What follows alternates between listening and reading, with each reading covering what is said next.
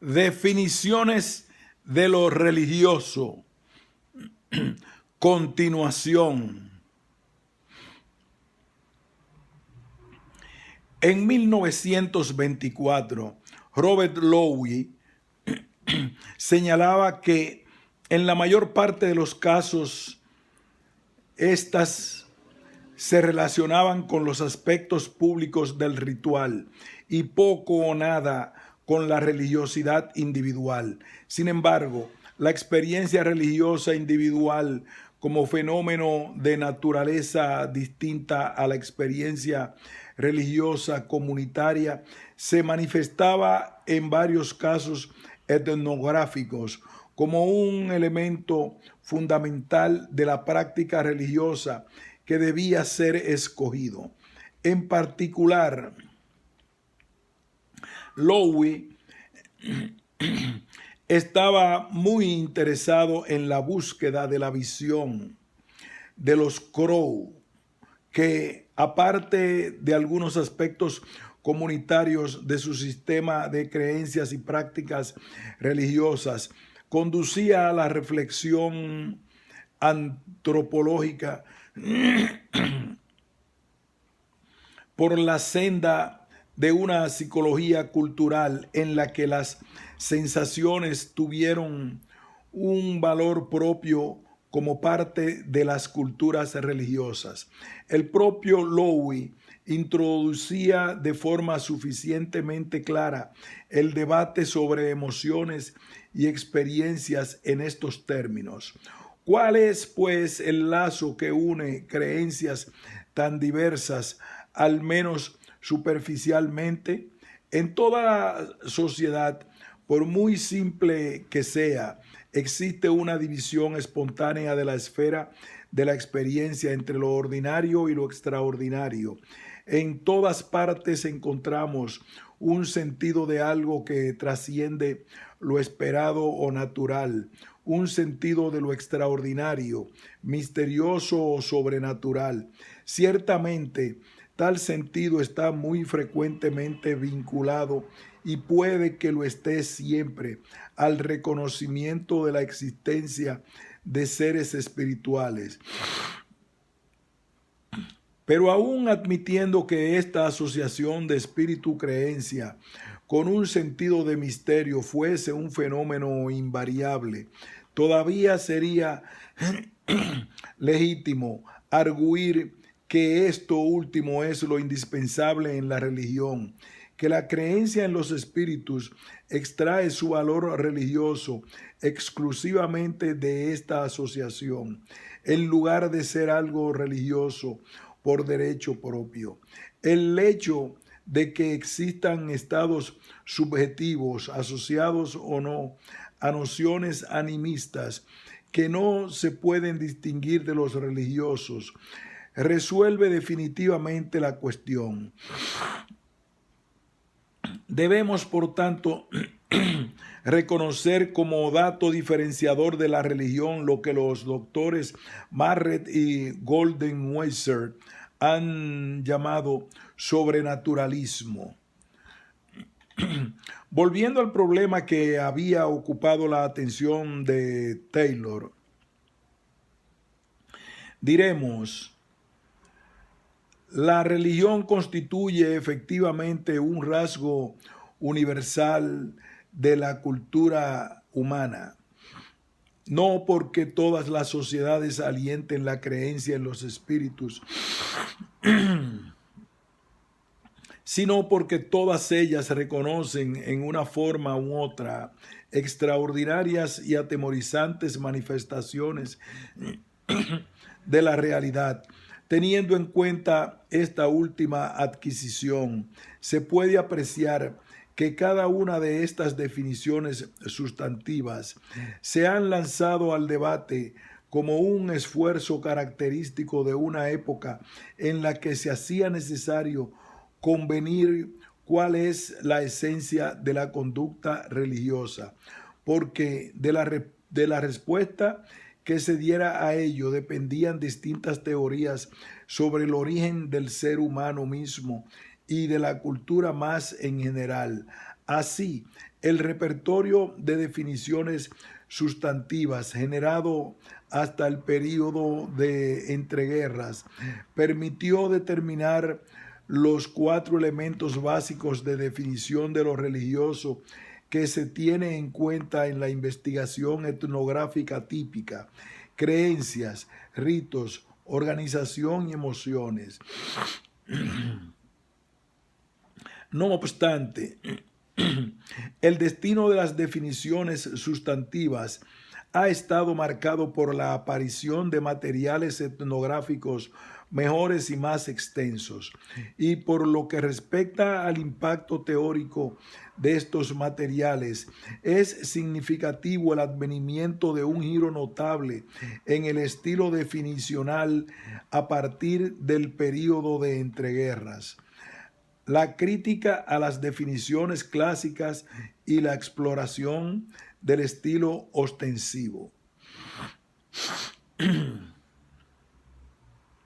Las teorías antropológicas clásicas pretendieron responder a la pregunta por el origen del ser humano en un contexto de discusión marcado por el evolucionismo o el antievolucionismo en el caso de los boasianos. Y en este contexto, la discusión sobre la diversidad religiosa se entendía en términos como primitivo y civilizado. Sin embargo, a lo largo del siglo XX, todos los esfuerzos de la etnografía se invirtieron en corregir los excesos del evolucionismo y en desarmar el aparato teórico y moral que traía consigo el argumento primitivista, como muestra especialmente la obra de Taylor, para quien el adjetivo primitivo era adecuado como referencia a unas supuestas razas inferiores. Hoy en día, este planteamiento resulta teóricamente grosero y moralmente inaceptable, y la transición hasta la perspectiva actual pasa por una desconstrucción de la que ya encontramos muestra en el mismo Robert Lowy, que en 1924 se sentía obligado a justificar lo de Taylor. No necesitó el uso de la palabra primitivas en el título de su obra. Lowy advertiría que cuando escribe pueblos primitivos,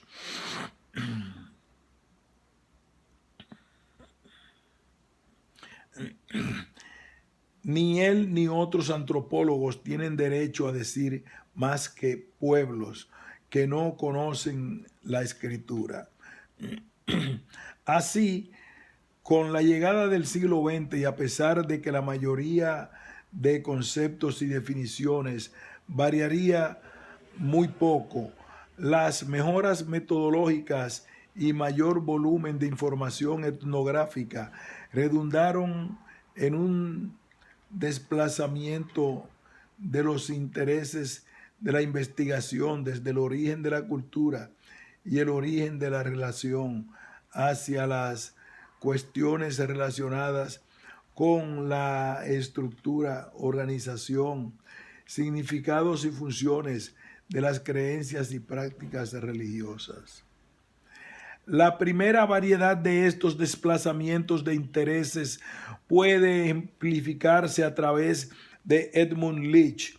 Como ha señalado Robin Horton, el trabajo de Leach es el mejor ejemplo de teoría en la que el esfuerzo de hacer una definición explícita de la religión se desplaza a la búsqueda de órdenes categoriales en los que los términos de las definiciones clásicas como sagrado, ritual, creencia, empiezan a fungir de premisas al servicio de otros objetivos teóricos. Según Leach, la acotación de lo que es religioso o lo que no es más relevante que la definición de lo que pueda ser religión. Y en cualquier caso, se aprecia el interés por profundizar en disquisiciones técnicas que implican un mayor desarrollo de la investigación de campo en religiones exóticas, con las exigencias propias del trabajo de campo, como la de discriminar qué debe ser tenido en cuenta en la observación de las conductas religiosas y cómo debe interpretarse en la observación de las conductas religiosas y cómo debe interpretarse sobre el terreno. Así, por ejemplo, lo más parecido a una definición de lo religioso que podemos encontrar en Leach y en general en los años 50 ya sería una reflexión como la siguiente. Las acciones toman su lugar en una escala continua. En un extremo tenemos acciones que son enteramente profanas, enteramente funcionales, pura y simplemente técnicas. En el otro tenemos acciones que son enteramente sagradas, estrictamente estéticas y técnicamente no funcionales. Desde este punto de vista técnica y espiritual, técnica y ritual, profano y sagrado, no denotan tipos de acción, sino aspectos de casi cualquier acción. Por sagrados, estéticos y no funcionales, me refiero a aquellos aspectos que cobran significado como símbolo de estatus social y aquellos que describo como rituales, tanto si implican directamente una conceptualización de lo sobrenatural o metafísico o si no. En suma, pues mi punto de vista aquí es que la acción y la creencia son fácilmente entendibles como formas de establecimiento simbólico del orden social.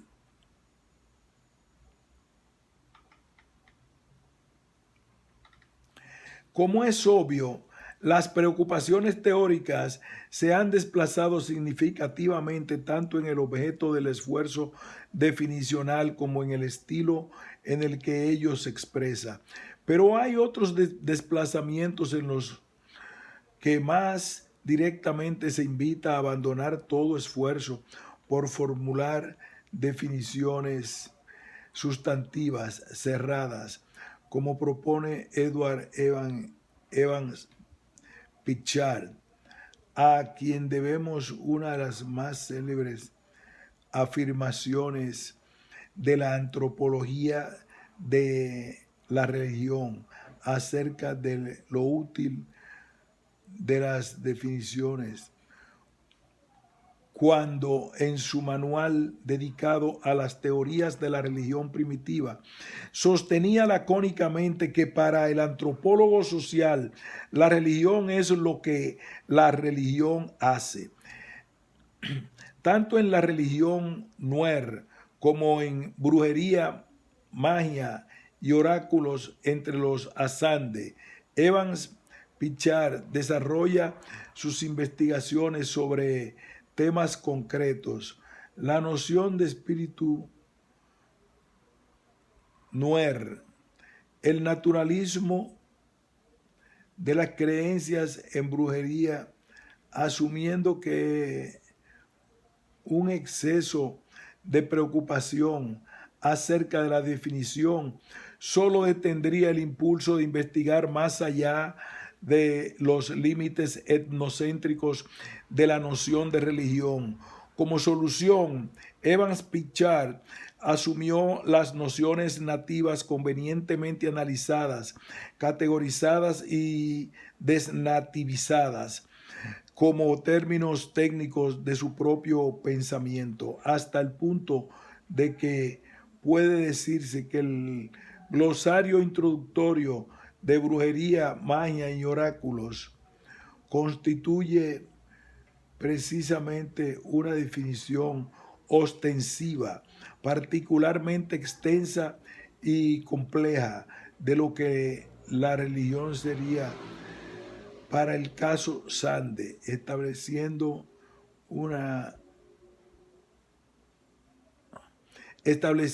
un acotado preciso del campo que investigar, por no estableciendo un acotado preciso del campo que investigar, que no por casualidad ha sido ubicado en la introducción, en vez de ubicarse como suele ser más común en un glosario al final.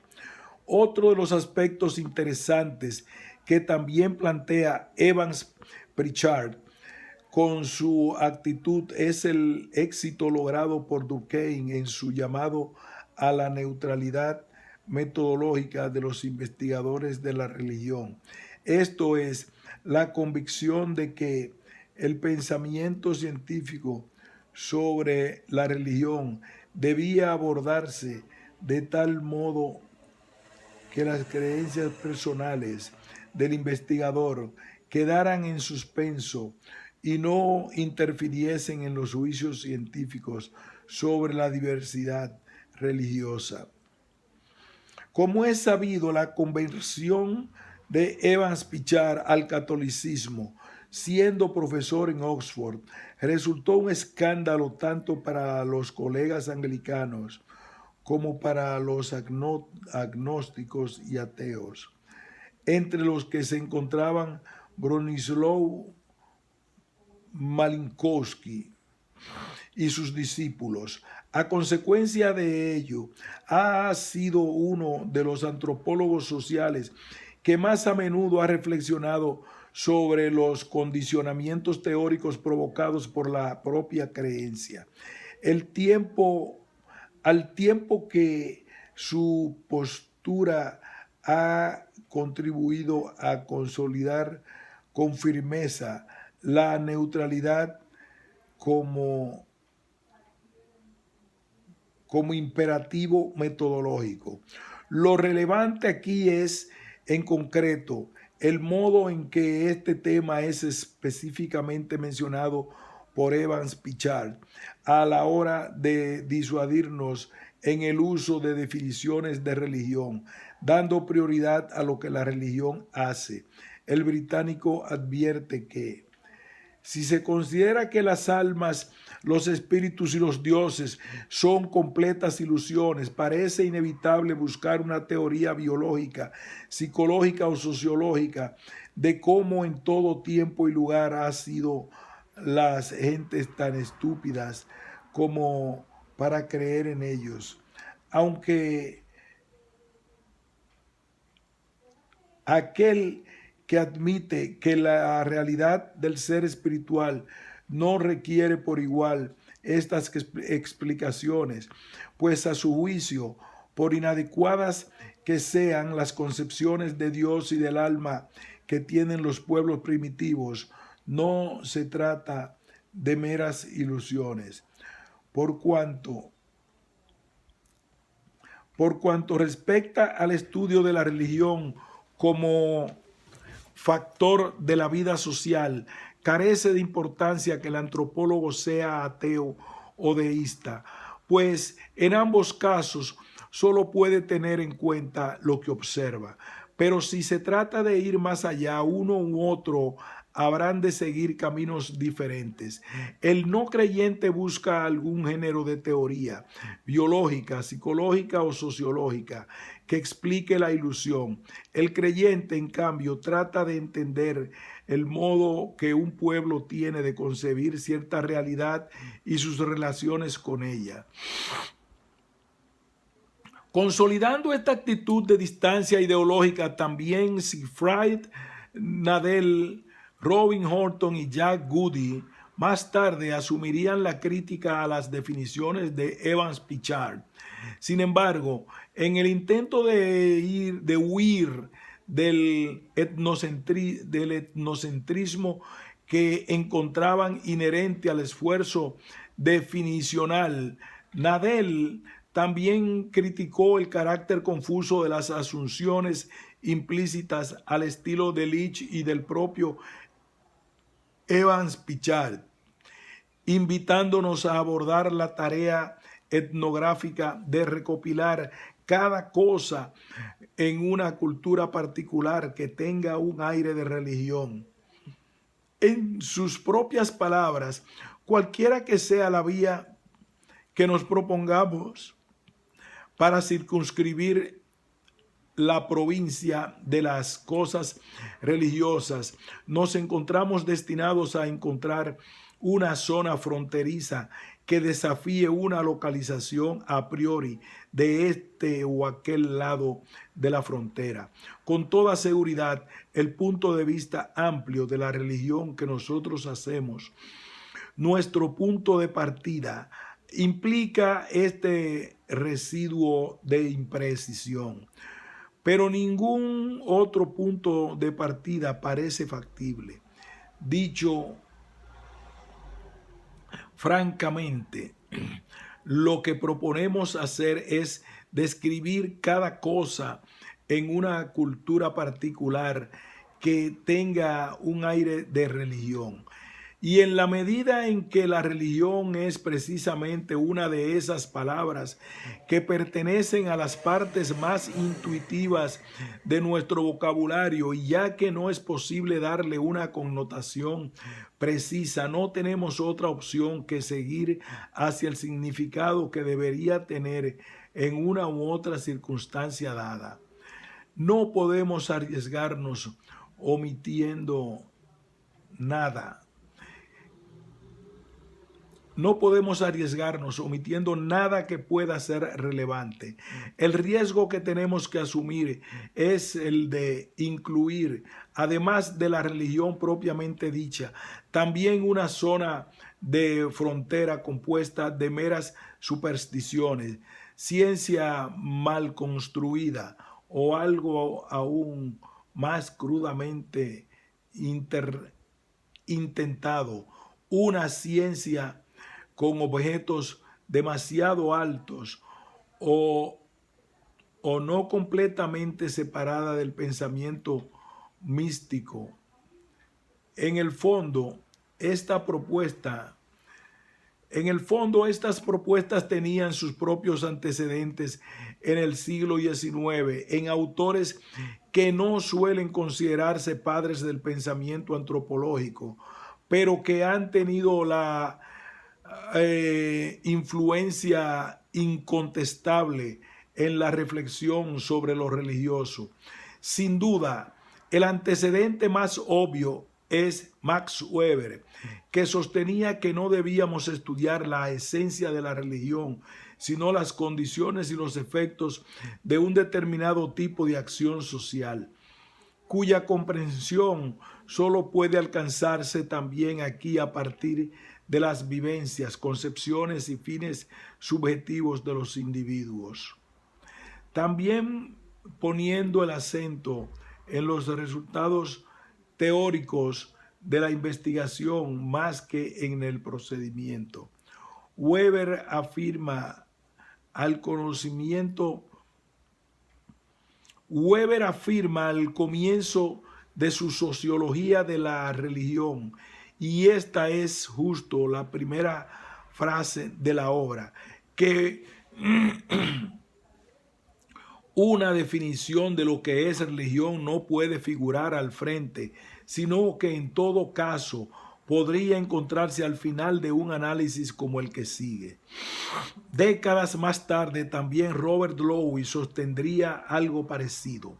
Una definición formal de este concepto religión sería tan inútil al comienzo del libro como lo sería la definición del concepto de conciencia en un libro de texto de psicología o del concepto de electricidad en un tratado de física.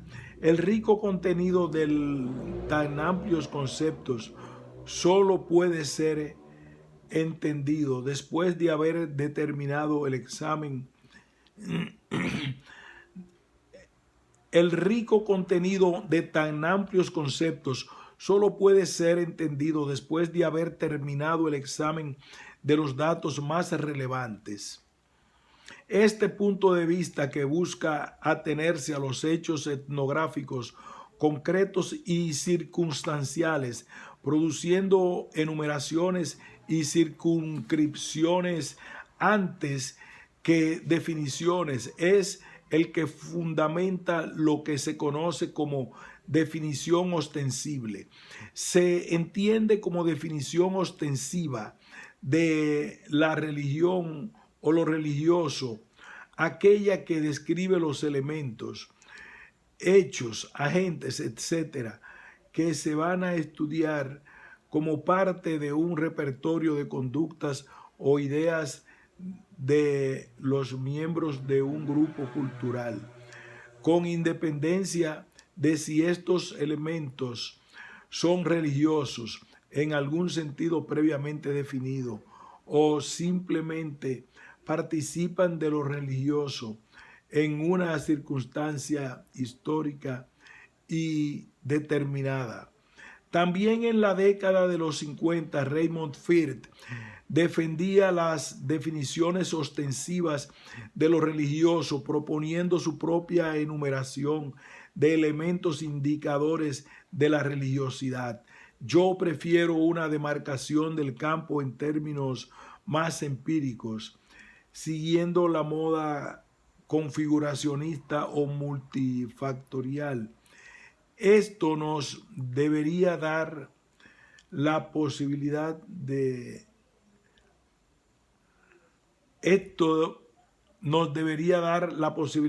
que en algún caso no estén presentes todos los elementos de la configuración y de que todos esos elementos presentes no lo estén en el mismo grado. En este sentido, la religión puede ser definida como un asunto del hombre que vive en sociedad, un asunto con fines básicamente humanos y modelos de valor que se ven en relación con entidades o poderes no humanos. Este asunto se manifiesta en términos de problemas de salud y bienestar tanto en la esfera mental como física, y ello incluye el problema de dar significado a la existencia humana. Los medios concebidos en última instancia como extrahumanos en su naturaleza encarnan nociones de existencia no empíricas, sanciones, experiencias de entidades y fuerzas sobrenaturales que se consideran verdaderas y modos de acción, incluida la forma simbólica designada para relacionar estos conceptos y experiencia con los deseos humanos de manera que les den sentido. Las acciones, los conceptos, las formas simbólicas y los objetos están dotados de una calidad especial de sacralidad que tenderá a apartarlos de las cosas ordinarias de la vida no religiosa y a envolverlos en el compromiso, la obligación hacia ellos. Estos son también compartidos socialmente con otros en un grupo o en una relación de iglesia. Así, la religión opera en los campos de la elección y el dilema y crea tantos problemas como los solventa. Como se puede apreciar, la innovación conceptual de Firth es prácticamente nula en la medida en que sus conceptos, que enumera como indicadores de la cualidad religiosa presente en un hecho cultural, son idénticos a los que se definieron como sustantivos a la conducta religiosa en el momento formativo de la antropología. Dejando esto claro, no obstante, la innovación que se propone sí cambia nuestra perspectiva de lo religioso en la medida en que lo identifica como una convergencia multifactorial, quizá inestable en su acontecer histórico, pero más compleja y flexible teóricamente que la religión definida al modo sustantivista. El propio Raymond Firth expresaba su preferencia por esta estrategia, afirmando que descansar la definición de religión en un único criterio es como balancear una pirámide sobre su punta. En teoría puede hacerse, pero es una posición insostenible y no es un ejercicio que ayude mucho. También Roy Rappaport se sumó al rechazo de las definiciones sustantivas en Ritual y Religión en la Formación de la Humanidad, una obra tardía que sin embargo se fue escribiendo en lapsos irregulares durante varias décadas, por lo que se puede considerar una obra enraizada en los planteamientos que arrancan con el fin de la Segunda Guerra Mundial y llegan hasta los 80 y llegan hasta los años 70, que son las décadas en las que se exploran los acercamientos ostensivos a lo religioso, a pesar de que en sus propias palabras Rappaport sostenía que es posible y puede que incluso preferible evitar definiciones generales de religión, y también advierte que no hará definiciones a priorísticas. En las líneas siguientes a esta afirmación, no deja de reconocer que para los propósitos de su antropología el término religión significa el dominio de lo santo y sus componentes, lo sagrado, lo maravilloso, lo oculto y lo divino, y también el ritual, que es la forma de acción en la cual se generan estos componentes. Como el lector advertirá, para rechazar las definiciones generales de la religión, Rappaport se muestra paradójicamente presto a concretar una definición. Sin embargo, la enumeración de los componentes de lo santo que se ofrece es percibida por su propio autor como una suerte de demarcación que no tendría carácter propiamente definitorio, sino que, al estilo de Firth, simplemente apunta a algunos ingredientes habituales de lo religioso.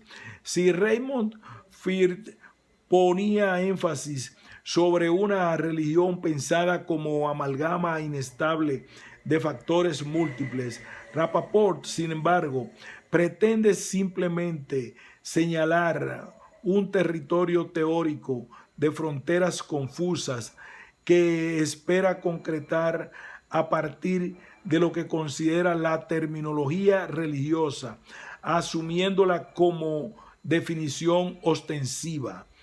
Una representación esquemática como esta, una expresión verbal equivalente a señalar, es suficiente para indicar la religión que explorar, sugiriendo su propia vaguedad, la imprecisión de la forma, así como la extensión del territorio de la religión ocupado y lo confuso de sus fronteras. El concepto de religión es muy vago, pero sabemos sobradamente lo que la gente quiere decir cuando utiliza el término para continuar con estas cosas. La situación es muy distinta en relación con la terminología religiosa. A veces el uso de algunos términos en concreto, santo y sagrado, varía ampliamente y luminoso, es menos familiar que los otros. En otras ocasiones, estos conceptos se utilizan indistintamente en el análisis, mientras que religión es simplemente el terreno en el cual se llevan a cabo estos análisis. Como tal, nuestro conocimiento de los mismos debe ser mucho más específico que nuestro conocimiento general del término religión. A partir de estas líneas de Rappaport, ya se anticipa la avalancha de problemas que las siguientes generaciones de antropólogas y antropólogos encontrarían en la estrategia ostensiva. Por un lado, Rappaport era consciente de la ingenuidad de los primeros críticos de las definiciones sustantivas. Parafraseando a Evans Pritchard, ¿cómo vamos a estudiar lo que la religión hace si no sabemos qué prácticas, ideas, actores o procesos deben ser incluidos en el diario de campo, en la encuesta, en la entrevista, en la observación? Sin embargo, también parece lógico preguntarse, ¿cómo vamos a explorar objetivamente la diversidad religiosa si lo sagrado, lo luminoso y lo ritual circunscriben el campo y no permiten dar cuenta de variaciones que excedan estos términos? La solución ha venido buscándose en una vía intermedia.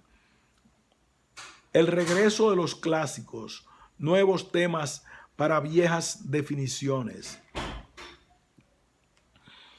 Uno de los primeros en llamar la atención sobre las paradojas de la cuestión definicional en antropología de la religión fue Jack Goody. Goody advertía que el uso permanente provisional de un concepto nos puede hacer caer en una tautología de referencialidad circular. Recordemos afirmaciones como la religión es lo que la religión hace, o lo religioso es el dominio de lo santo, en la que las conclusiones son redundantes respecto a las premisas, cuando no completamente previsibles, de modo que la investigación puede resultar estéril por la obviedad de sus resultados. Teniendo en cuenta lo anterior, una recomendación menos ingenua parece la ofrecida por Melford Spiro.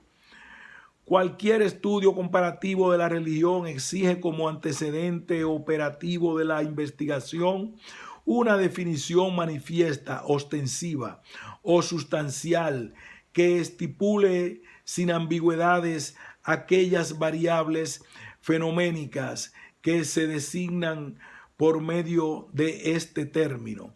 Al mismo tiempo, esta definición manifiesta será una definición nominal que en algunos de sus aspectos aparecerá como arbitraria para algunos entendidos.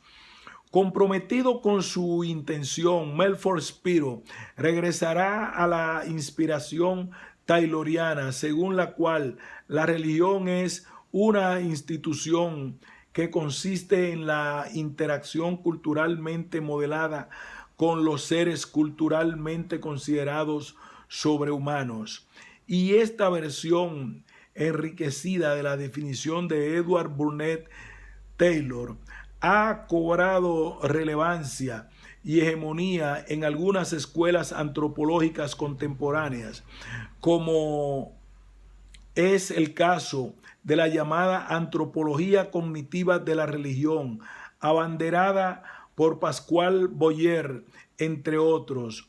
En otras escuelas, sin embargo, goza de mayor popularidad la definición de Clifford Geertz, que Clifford Geertz ofrecía por primera vez en el mismo libro en el que Melford Spiro plasmaba su punto de vista.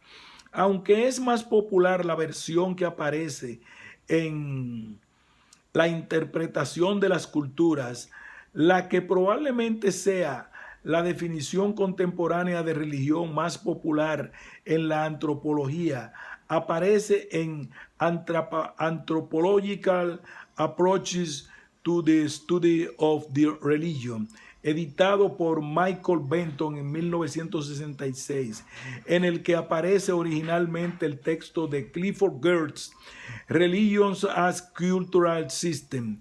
Como se verá, su éxito se ha debido, entre otras cosas, a la combinación de los estilos sustantivos y ostensivos en una sola fórmula. Una religión es 1. Un sistema de símbolos que obra para 2. Establecer vigorosos, penetrantes y duraderos estados anímicos y motivaciones entre los hombres. 3. Formulando concepciones de un orden general de existencia. 4. Revistiendo estas concepciones con un aura de efectividad tal que 5. Los estados anímicos y motivaciones parezcan de un realismo único. Geertz, 1996.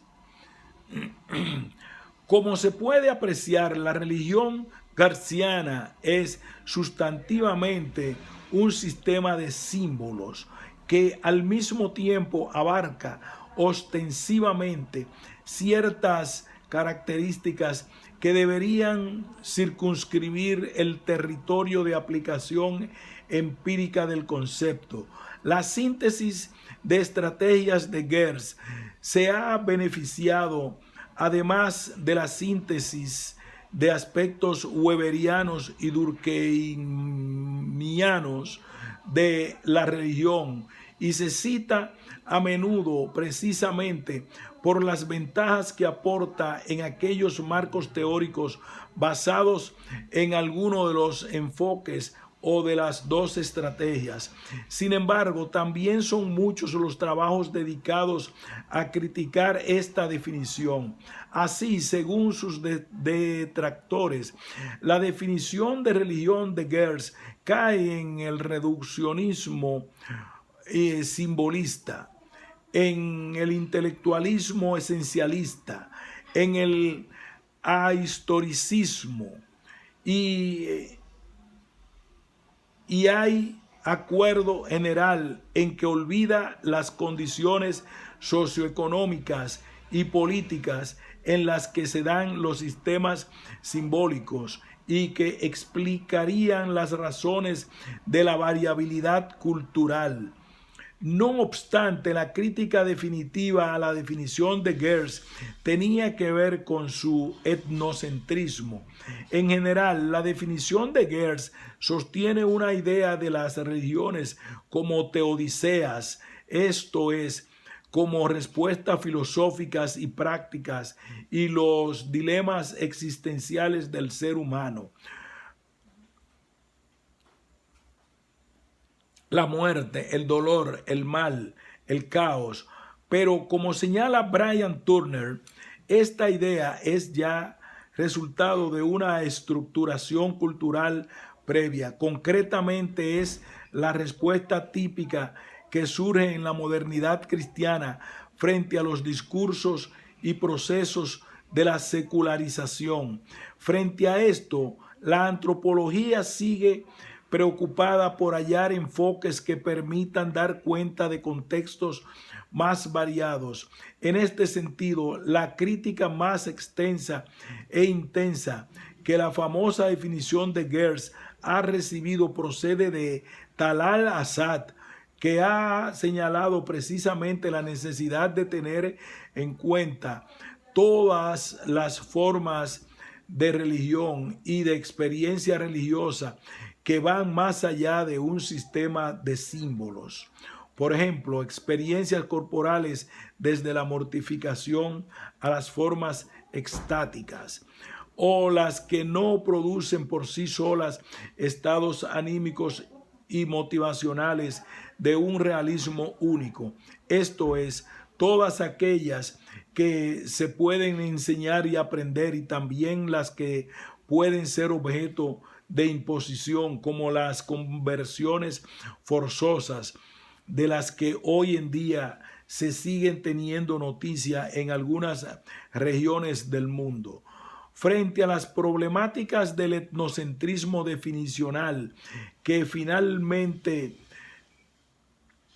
las estrategias ostensivas no han logrado despejar, la antropología de finales del siglo XX y principios del XXI viene adoptando una actitud instrumental más modesta en las aspiraciones explicativas que permite la coexistencia de estrategias definicionales en función de los objetivos de las investigaciones o de los objetos de estudio.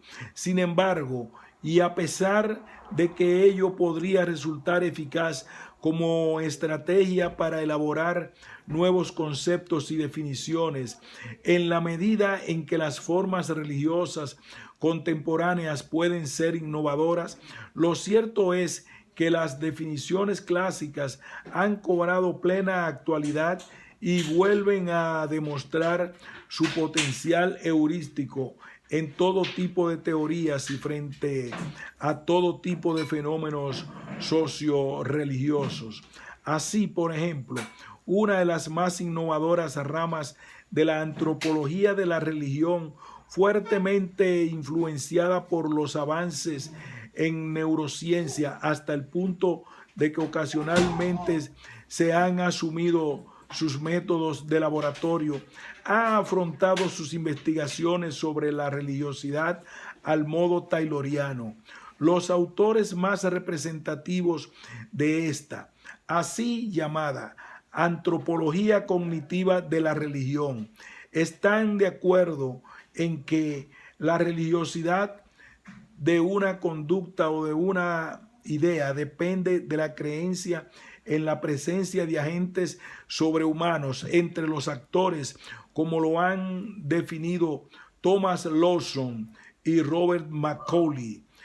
Con variaciones también, Pascal Boyer ha asumido el mismo principio, refiriéndose a los agentes sobrehumanos como afirmaciones contraintuitivas.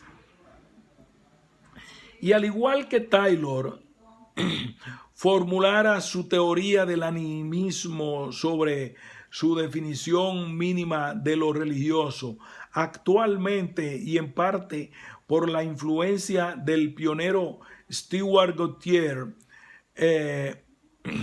tanto Lawson como Macaulay como Boyer sostienen teorías neoanimistas que prefieren llamar antropocentristas, pero este caso de reedición de usos contemporáneos de definiciones clásicas está lejos de ser el único.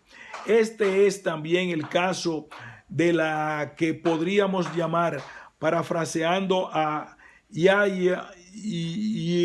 Johann Lewis, antropología del éxtasis, que abarcaría toda la abundante investigación sobre las emociones religiosas y las formas corporales de lo religioso. Esta antropología del éxtasis incluye enfoques teóricos muy diferentes entre sí, desde Viveiros de Castro a Tomás Sordas, pasando por Yona Bowie, pero todos ellos tienen en común una perspectiva maretiana de lo religioso, en la que la religión es fundamentalmente una emoción, es algo que se baila. Si además comparamos estas antropologías del éxtasis con las teorías cognitivistas de la religión, lo que significa autores y enfoques firmemente opuestos entre sí en algunos casos, encontraremos que ambas tienen en común no solo sus estilos definicionales, sino también la preocupación por las ontologías religiosas, habiendo sido este tema rehuido por toda la antropología del siglo XX después de la Primera Guerra Mundial. Es, sin embargo, una evidente reedición contemporánea de las antiguas preocupaciones del siglo XIX por la naturaleza y el origen de lo religioso, que han vuelto a la antropología social después de muchas décadas de rechazo. Además de esta reedición de las perspectivas intelectualistas de Taylor y emocionalistas de Maret, nuevas teorías y fenómenos han actualizado también la perspectiva ritualista de William Robertson Smith. Su apuesta por el ritualismo como fundamento de la religiosidad de ideas prácticas tuvo cierta presencia el siglo XX gracias a las etnografías dedicadas a los rituales seculares, a pesar de que en estos enfoques, cuya obra de referencia obligada en la antropología es Secular Rituals de Sally Moore y Barbara Madoff, se apuesta por una disociación explícita entre la conducta ritual y la cuestión religiosa, algo muy diferente a lo que Robertson Smith pretendía decir.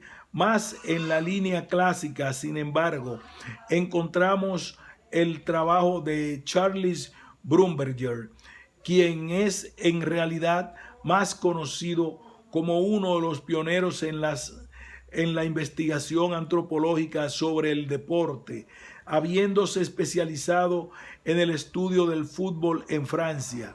Si bien es cierto que la religiosidad del fútbol no es justamente una preocupación habitual en las ciencias de las religiones, en la investigación antropológica cobra sentido en la medida en que una vez más se plantea la posibilidad de que fenómenos sociales más o menos insólitos, los ritos deportivos, aporten un mejor conocimiento sobre otros fenómenos, los ritos religiosos. En el caso de Brumberger, como solía ocurrir con otros estudiosos de ritos seculares, la cuestión es hasta qué punto la afirmación el fútbol es una religión constituye una metáfora o significa algo más. Gracias al enfoque de Robertson Smith, Brumberger puede sostener que el fútbol en Francia es una religión, no una metáfora de lo religioso.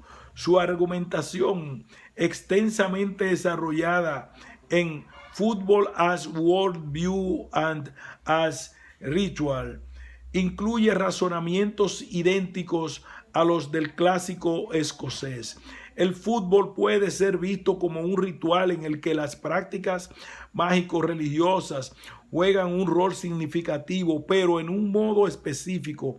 Madame du Deffand no creía en los fantasmas, pero tenía miedo de ellos. Al contrario, Benedetto Croce, como algunos vendedores de encantamientos napolitanos, estaba convencido de que el mal de ojo no existe, pero de todas formas creía en ello.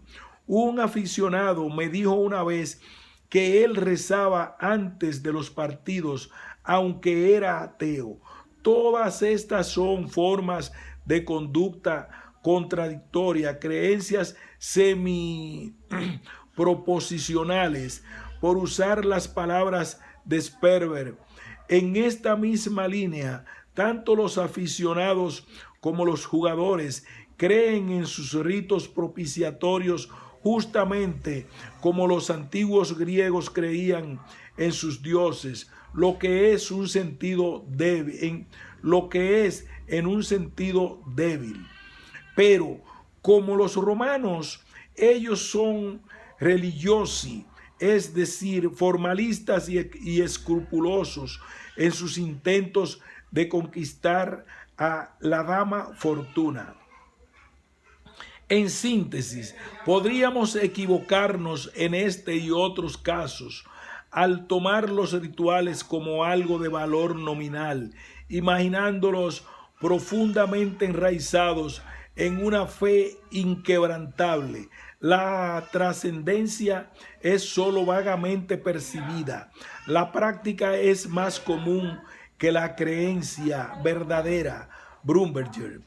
Para terminar, los más recientes estudios sobre movimientos New Age, paganismos revitalizados y religiones orientales en Occidente también han actualizado y renovado los usos de la definición clásica, la durkheimiana, aunque en algunos casos se pretende más bien un enfoque post-durkheimiano.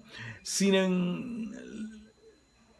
lo cierto es que la llamada antropología de la espiritualidad sostiene un concepto plenamente institucionalista de lo religioso, cuando hace afirmaciones como la de que la religión está siendo eclipsada, cuando no sustituida por la espiritualidad. Semejante afirmación, que desde ciertos puntos de vista resulta un sinsentido, recoge sin embargo una idea muy claramente eclesial de lo religioso, asociada al declive estadístico de la adscripción y la asistencia a ritos, es decir, asociada al imaginario teórico de la secularización. En esta versión, sin embargo, el uso de la definición durkheimiana viene a fundamentar un cierto rechazo del uso de la etiqueta religioso para los fenómenos asociados a la experiencia y espiritual individual. Paul Hillas es el más conocido defensor de esta postura, en la que se ha destacado por establecer los términos de una oposición terminológica radical entre religión como asunto institucional, público, tradicional y fruto de una imposición externa, por un lado, y la espiritualidad como una vivencia personal, rupturista y basada en la búsqueda interior del desarrollo personal y la autoexpresión. Por otro, la oposición de Hillas viene a reeditar las viejas disquisiciones sobre magia y religión en una versión nueva. Como Durkheim respecto a la magia, Hillas ha terminado asumiendo que entre sus dos categorías clave existe la misma oposición que entre público y privado. Y como Fraser, Paul Hillas asume que la religión incluye la sumisión, dejando el sentido práctico para la espiritualidad alineada con la magia en este nuevo escenario. Como estas actualizaciones muestran, no solo la sociedad post-secular no se ha desprendido de las instituciones, los ritos y las experiencias religiosas, sino que las investigaciones contemporáneas siguen encontrando usos innovadores en viejas herramientas teóricas. Igualmente, sigue siendo valioso para la antropología preguntarse no solo por los orígenes y la naturaleza de lo religioso, sino también por las variedades y por los contextos culturales y sociales en los que emerge una forma de religión, de espiritualidad, de magia, de culto o de cualquier otra cuestión con más o menos aire de familia. Navegando en esta variedad, aparece que unos fenómenos prefieren unas definiciones a otras en la medida en que los aspectos doctrinales, los emocionales, el formalismo ritual o el institucional presentan una mayor relevancia para sus practicantes o creyentes. Esta constante diversidad hace que la propia diversidad de las definiciones permanezca vigente y pertinente. En este sentido, mi propia opinión al respecto de lo que es o pueda ser la religión para la antropología asume la recomendación de Raymond Firth sobre la famosa pirámide inestable.